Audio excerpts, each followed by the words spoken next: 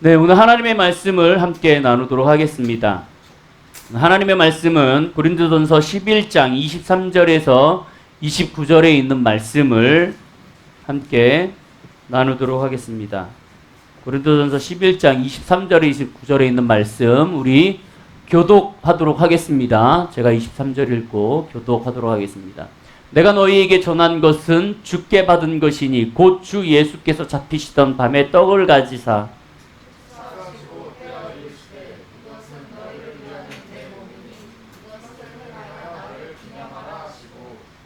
식후에 또한 그와 같이 잔을 가지시고 이르시되 이 잔은 내 피로 세운 새 언약이니 이것을 행하여 마실 때마다 나를 기념하라 하셨으니 너희가 이 떡을 먹으며 이 잔을 마실 때마다 주의 죽으심을 그가 오실 때까지 전하는 것입니다. 그러므로 누구든지 주의 떡이나 잔을 합당치 않게 먹고 마시는 자는 주의 몸과 피에 대하여 죄를 짓는 것이니라. 사람이 자기를 살피고 그 후에야 이 떡을 먹고 이 잔을 마실지. 같이 읽습니다. 주의 몸을 분별하지 못하고 먹고 마시는 자는 자기의 죄를 먹고 마시는 것이니라. 아멘.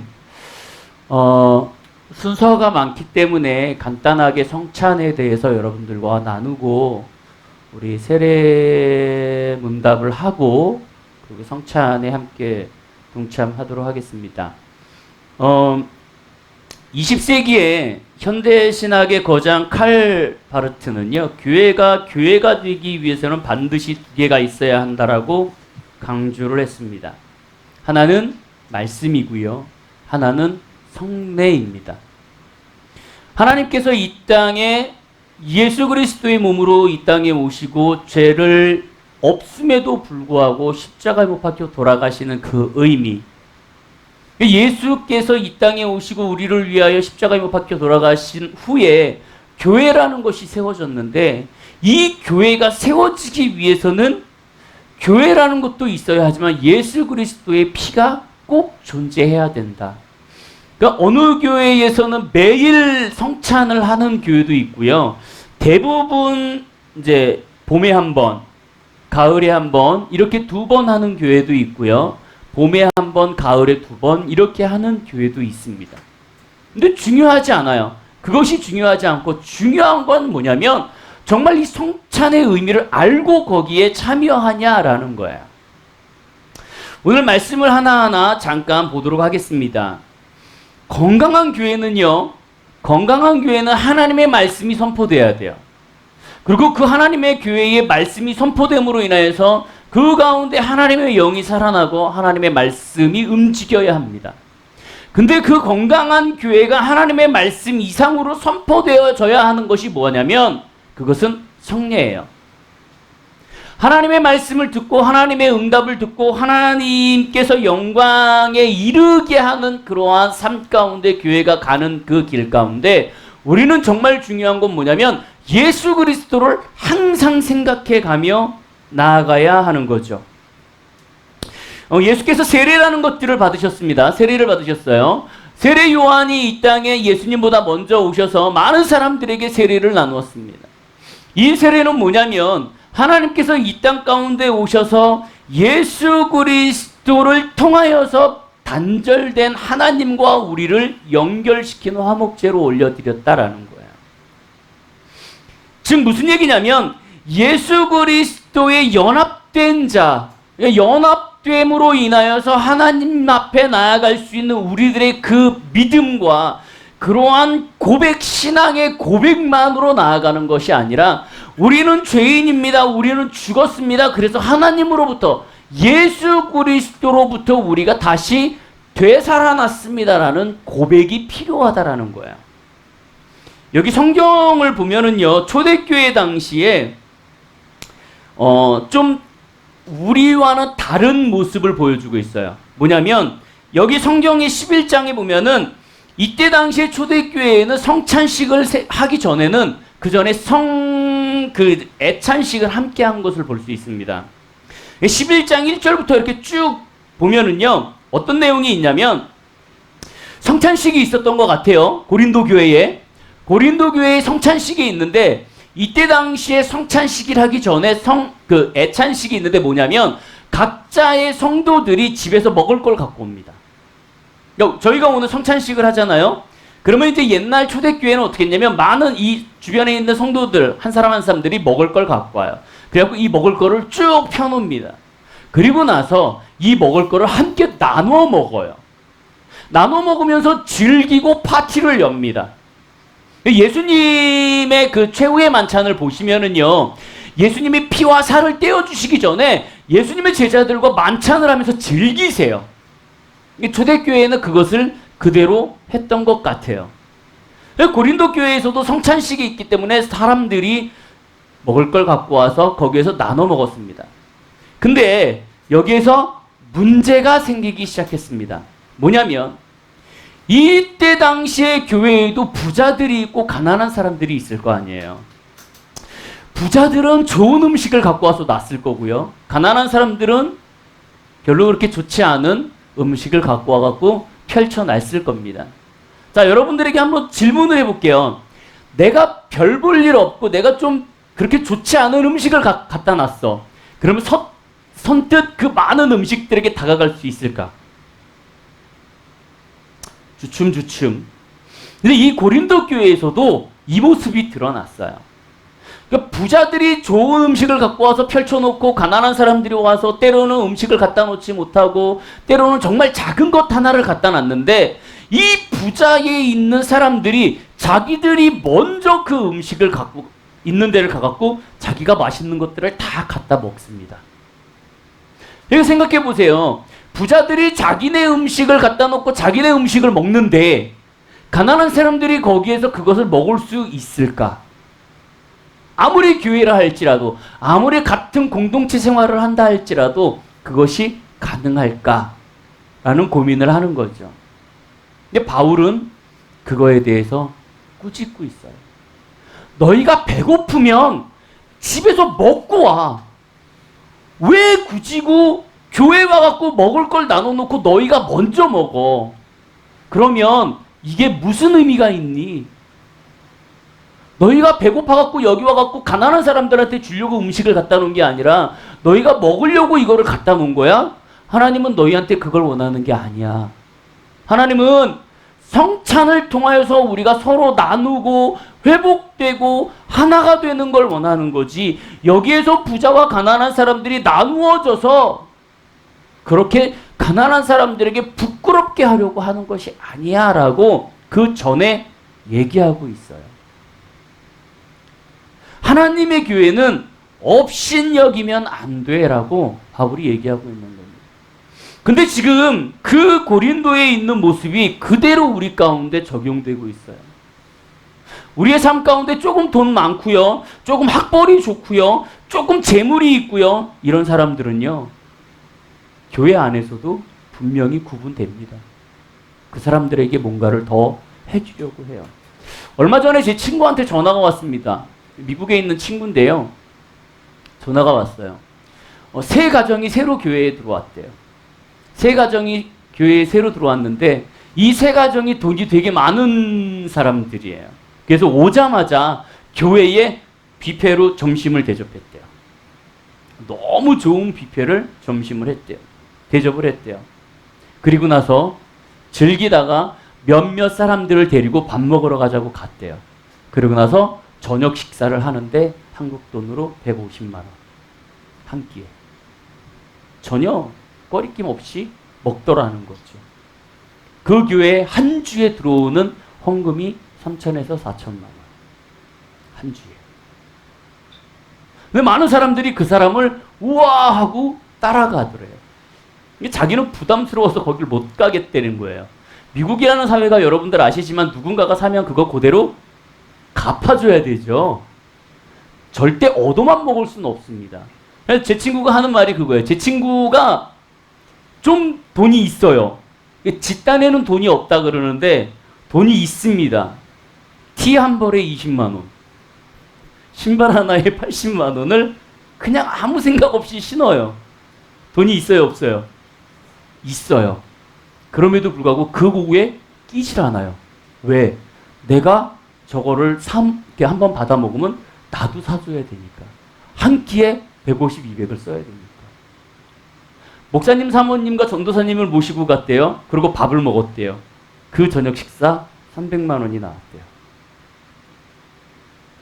근데 문제는요, 지금 그 성도가 그 교회에 온 지 한 2달 됐나요? 제가 알아듣기에는 한 2달 정도 전에 들었는 것 같은데, 이 교회에 문제가 생기기 시작했어요. 이분들이 그렇게 잘하고요, 돈을 꾸러 다닌답니다. 근데 거기에서 한 3천만 원을 또 빌려주신 분이 계세요. 누구냐? 그랬더니 사모님이래요. 난리가 난 거죠. 돈을 막 쓰고 내가 지금 급전이 필요한데 3천만 원만 빌려줘, 4천만 원만 빌려줘 이러고 있대요. 교회가 지금 발칵 뒤집혔어요. 이 사람들 때문에. 알고 봤더니 그 전 교회에서 그러다가 나왔대요.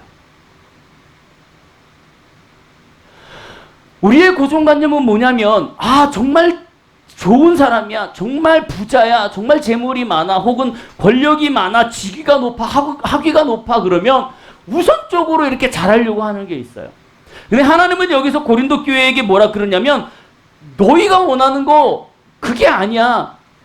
하나님이 이 교회를 만드신 건 그게 아니야 라고 정확하게 얘기하고 계세요.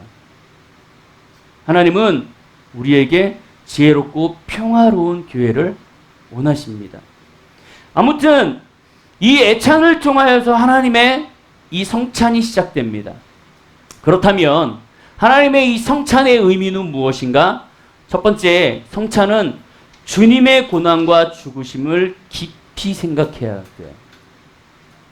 예수 그리스도께서 이 땅에 오시고 나서 왜 고난을 받고 죽으셔야 되는지, 그것을 다시 한번 생각하는 것이 성찬의 의미입니다.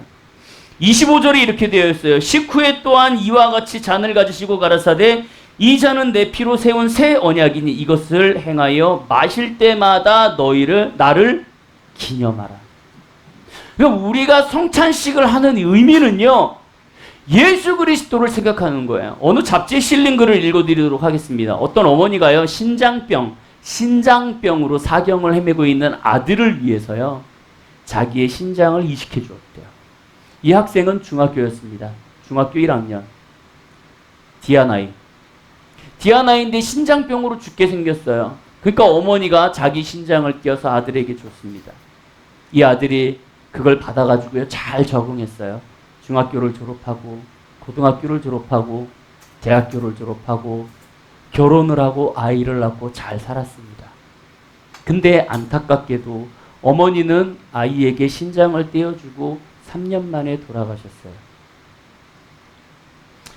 신문에 난 내용인데요, 잡지에 실린 글인데요, 이 아들이요, 그 3년 후에 어머니가 돌아가시고 나서 매주 어머니의 산소에 가서 어머니의 신장 때문에 제가 이렇게 평생 살아갑니다. 제가 지금까지 살아서 아이도 낳습니다. 부모가 됐습니다. 라고 매주 어머니를 찾아가서 내가 살아가는 이유, 내가 지금 이렇게 건강하게 사는 의미를 되새기며 자기의 삶을 허투루 살지 않았다 그래요. 다시 예수 그리스도로 오면은요, 예수 그리스도는 우리가 죽을 수밖에 없었던 우리를 자기를 대속제물로 버리면서 우리를 살리셨어요. 우리가 이 교회 가운데서 예수 그리스도를 다시 한번 되새기고 예수 그리스도를 상기하는 것은 이 성찬의 의미예요. 나의 죄 때문에 아무런 흠없는 그 주님께서 이 땅에 오셔서 우리 때문에 돌아가신 것을 여러분들이 기억하셨으면 좋겠어요. 두 번째는 성찬을 통하여 우리가 사명을 확인해야 됩니다. 26절에 이렇게 되어 있어요. 너희가 이 떡을 먹고 이 잔을 마실 때마다 주의 죽으심을 오실 때까지 전하는 것이라. 우리가 이 성찬을 통하여서 또한 깨달아야 되는 건 뭐냐면, 예수 그리스도께서 이 땅에 오셔서 우리를 위하여 죽으신 그 모습을 우리는 계속 증거하면서 가야 돼요. 예수님이 세상에 떠나실 때 이렇게 얘기하셨습니다. 너희는 가서 모든 족속으로 제자를 삼아 아버지와 아들과 성령의 이름으로 세례를 주고 내가 분부한 것을 가르쳐 지키게 하라. 우리가 예수 그리스도의 그 죽으심으로 인하여서 해야 되는 건 뭐냐면 계속적으로 예수 그리스도를 선포하고 왜 죽으셨는지, 왜 우리를 구속하셨는지를 설명해 줄 수 있어야 돼요. 그리고 우리는 이 성찬을 통하여서 나 자신을 살펴야 됩니다. 이 말씀을 한번 읽어드릴게요. 27절에 이렇게 되어 있습니다. 주의 떡이나 잔을 합당치 않게 먹고 마시는 자는 주의 몸과 피를 범하는 죄가 있다. 때로는 이런 말을 안 할 때가 있습니다. 성찬을 할 때 혹시 마음에 꺼리 끼거나 불편함이 있으신 분들은 성찬에 참여하지 마십시오 라는 말을 안 하는 곳도 있어요. 하지만 성경에 이렇게 되어 있어요. 주의 떡이나 잔을 합당치 않게 먹고 마시는 것. 내가 불편해 지금. 내가 죄 가운데 있는 것 같아. 내 안에 지금 해결해야 되는 문제들이 있어. 혹은 내가 지금 이거 참여하면 안 될 것 같아 개인적으로. 그럴 때는 참여하지 말아야 된다라는 거예요. 근데 여기에 합당치 않게 이거를 그냥 먹고 마시는 자는 주의 몸과 피를 범한다. 이것이 죄다라고 가리키고 있습니다. 28절에 보면 이렇게 되어 있어요. 사람이 자기를 살피고 그 후에야 이 떡을 먹고 이 잔을 먹어라. 자기를 살핀다라는 것은요, 자기의 죄를 회개하는 거예요. 자기를 더듬어 보는 거예요. 그리고 주의 몸을 분별하는 거예요. 주의 희생과 그의 고통을 깊이 생각하는 것입니다. 오늘 성찬을 함께 할 거예요. 성찬을 함께 하는데 이것을 여러분들이 잘 기억하셨으면 좋겠어요. 무조건 우리가 성찬에 그냥 참여하는 것이 좋은 것이 아니에요. 무조건 우리가 성찬을 많이 한다고 좋은 것도 아니고요. 성찬을 잘 안 한다고 해서 나쁜 것도 아닙니다. 정말 중요한 건 정말 하나님께서 이 성찬을 함으로 인하여서 우리에게 주어지는 것이 무엇인지를 깨달아야 돼요. 그리고 마지막으로 성도 간에 하나 되는 것을 하나님은 원하십니다. 그 전구절이 보면은 뭐라고 되어 있어요? 애찬을 했다라고 되어 있습니다. 성찬은 우리가 하나님 앞에서 하나가 되는 것을 얘기해요. 우리는 이 시간 하나님 앞에서 하나가 되기를 원합니다. 하나님의 살과 피를 나누면서 우리가 하나가 되기를 원해요. 여러분들이 이 성찬을 동참하시면서 하나님의 뜻 가운데 여러분들의 되살아나는 이유, 내가 지금까지 살아가는 이유를 다시 한번 생각하시고요. 그리고 복음의 증인으로서 하나님의 사역에 나아가는 모습을 상기하시고요. 그리고 끝까지 하나님을 잊지 않고 나아가시는 여러분들이 되시기를 주님의 이름으로 축복을 드립니다.